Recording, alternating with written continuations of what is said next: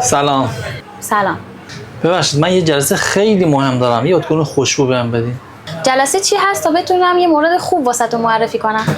با مدیرمون جلسه داریم. کارمند بانک هست. یه نوبت بگیرین. نوبتتون که شد صداتون میزنم. ولی اینجا که کسی نیست. با من بحث نکنید. فعلا سیستمم قطعه. سیستم؟ سیستم چی؟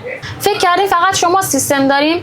این سیستمه. تا نباشه ما نمیتونیم باهاش کار کنیم. نوبت بگیر بشین. چی؟ 20 نفر در صف انتظار؟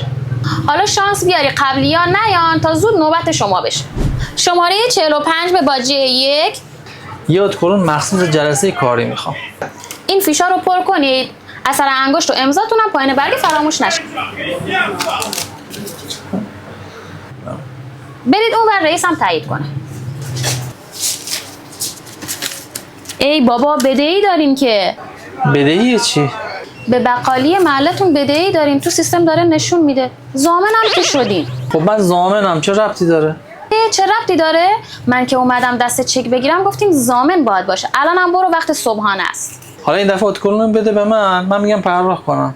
باشه شما میتونید از طرح جدیدمون استفاده کنید و اتکلونتون رو تحویل بگیرین. سودش هم فقط 35%. تمایل دارین؟